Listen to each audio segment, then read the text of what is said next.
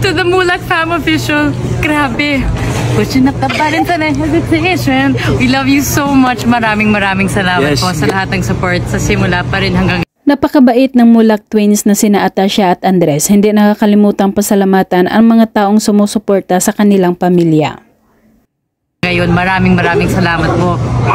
Yes guys, Mulak Fam Official, lahat kayo sa group. Thank you so much. It's really appreciated. Support na for our whole family talaga.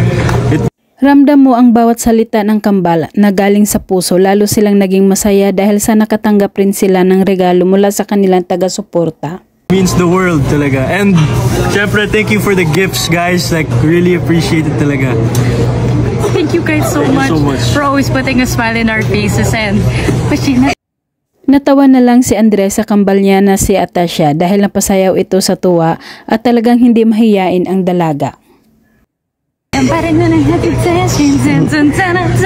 Sige, iba? No, I'm just kidding. Thank you guys! Merry Christmas! Love you! Makikita mong may respeto sila sa isa't isa. Hinintay muna ni Andres na matapos magsalita si Atasha, saka naman siya nagsalita. Sabi naman kulit ako kasi you guys are the best. You guys make us smile and happy all the time and make us enjoy what we do. And lastly, copy paste. We really hope to see you guys, most of you guys soon. Really. Kahit sa break time ng kanilang taping na The First Family, magkatabi ang dalawa habang nakaupo sa sofa at tutok na tutok sa cellphone.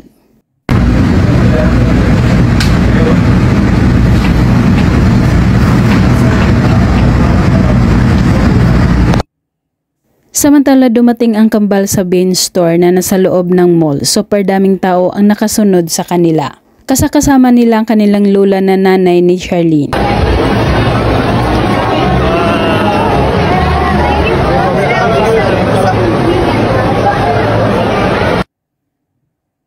Nakasuot ng sombrero at apron ang dalawa habang kinukuhanan ng picture at todo smile naman ang kambal. Sige nga, marunong kayo?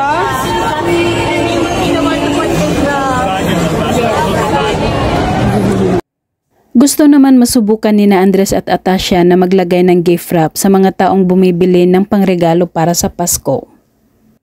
Kayo?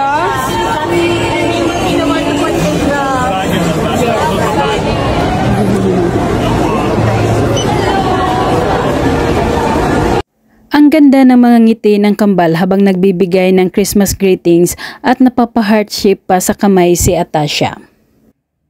Wishing you guys a Merry Christmas. Maligayang Pasko. Bilang.